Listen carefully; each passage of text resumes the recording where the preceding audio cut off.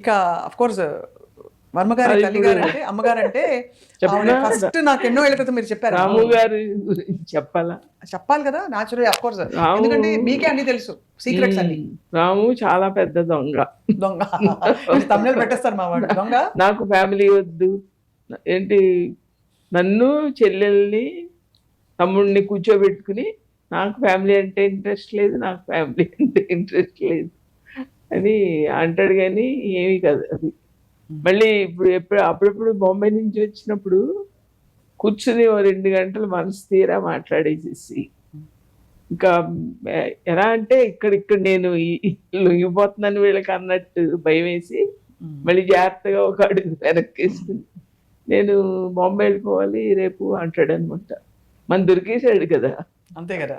ఇప్పుడు తను ఎక్కడున్నానమ్మా, తన మనసులో నేను ఉన్నప్పుడు మనకి అది చాలా ఆనందంగా ఉంటుంది కదా. తర్వాత ఇక్కడ ఈ ఇంటికి ఒక 5 రక్షణ కవచాలు ఇచ్చేస్తాడు.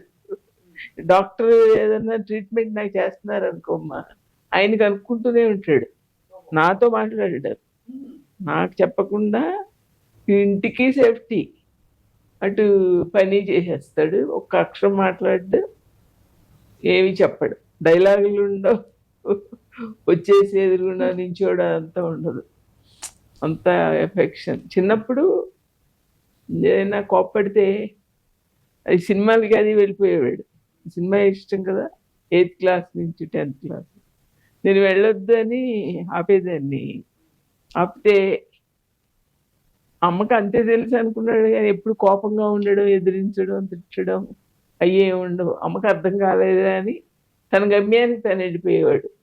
అంతేగాని అరుపులు, కోపాలు, డబ్బులు అడగడం అస్సలు. ఇవాళ ఆయన పుట్టినరోజు సందర్భంగా April 7 ఆయన పుట్టినరోజు.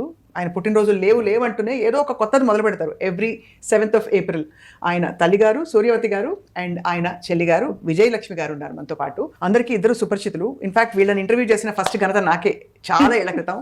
నమస్కారం అమ్మా, వెల్కమ్ సూర్యవతి గారు, వెల్కమ్ టు సుమన్ టీవీ. నమస్కారం స్వప్న గారు. విజయ్ గారు, వెల్కమ్ టు సుమన్ టీవీ. ఊరికే సుమన్ టీవీ స్వప్న అని గారు అన్నాను, మళ్ళీ కొంచెంసేపు అన్నాను అని అనకూడదు కూడా, అది స్వప్న, మా స్వప్న. నాకు చాలా అదృష్టం మీ ఇద్దరితో జర్నీ చేయడం. ఎందుకంటే వర్మ గారు చెప్పే ఎక్స్ట్రీమ్ ఐడియాలజీస్ అన్నిటికీ మిమ్మల్ని చూశాక ఓహో ఆయన నార్మల్ ఫ్యామిలీ నుంచి వచ్చారని అర్థమవుతుంది చాలా మందికి. అవును. ఇప్పుడు బాంబే వెళ్ళిపోయిన రామ్ గోపాల్ వర్మ గారిని మీరు మిస్ అవుతున్నారా లేదా? చాలా మీ కళ్ళలోనే తెలిసిపోతుంది. మేము చాలా మిస్ అవుతున్నాం. చాలా మిస్ అవుతున్నాం. మిస్ కానికుండా మనకి తెలుసు కదా, ఎప్పటికప్పుడు ట్వీట్లు పెడుతున్నారు, మీరు చూసారు అది.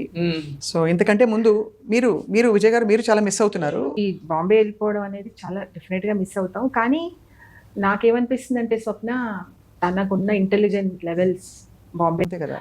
యాక్చువల్ గా తను ఒరిజినల్ బాంబే కదా, మధ్యలో కోవిడ్ వల్ల కొన్ని రోజులు ఇటు వచ్చాడు. అవును, కానీ ఇక్కడున్న 4-5 years వాట్ ఎవర్ బాగా హల్చల్ చేశారు. చాలా సినిమాలు తీశారు, చాలా విషయాల్లో పాల్గొన్నారు, మాట్లాడారు. మొత్తం అంతా ఒక సంచలనం సృష్టించేసి ఫర్ ఎవర్ సంచలనం. సో విజయ్ గారు, మీ విజయిజం ఛానల్ స్టార్ట్ చేశారు మీరు కూడా. రామ్ గోపాల్ వర్మ గారి సోదరి అనిపించుకున్నారు. అవును. సో ఎలా నడుస్తుంది మీ ఛానల్ అండ్ ఏంటి కార్యక్రమాలు, ఏం జరుగుతుంది? కార్యక్రమాలు అదే లాంచ్ రాము చక్రితో అయింది, తర్వాత బుక్స్ రిలీజ్ అయినాయి, ఫ్యామిలీ గెట్ టుగెదర్లు నాకు నచ్చినట్టయితే వెళ్తున్నాయమ్మా. ఈ మధ్యన కొంచెం ఏమైందంటే అనుకోకుండా కొంచెం బ్రేక్ వచ్చింది, 3 months అలా. తర్వాత హోంవర్క్లు చేయిస్తాం కదా ముగ్గురితోటి కూర్చోబెట్టి, ఒకసారి అన్నాను, తనేదో 6th class 7th class చదువుతున్నాడు, ఇక్కడ అమెరికాలో స్టూడెంట్స్ పార్ట్ టైం చేస్తారంట అన్నాను. అంటే అయిపోయాక ఈ రాముకి బ్రూస్లీ అంటే ఇష్టం కదా, ఆ కరాటా క్లాస్ తీసుకెళ్ళిపోయేవాడు తెల్లవారుజాము చెల్లో.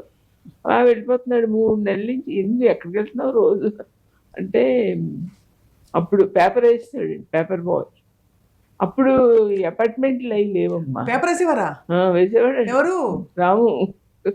ఏంటి తన తపన ఎక్కడొచ్చిందంటే పార్ట్ టైం చేస్తారా, పార్ట్ టైం ప్రూవ్ చేసుకోవడానికి. ఇప్పుడు అర్థమైంది, ప్రూవ్ చేసుకోవడానికి పార్ట్ టైం అమెరికాలో ఇలా చేస్తారు అనగానే ఆయన పేపర్ వేసేవారా అని చెప్పాడు. ఎక్కడికి వెళ్తున్నావు నాకు అర్థం అవడం లేదన్నది.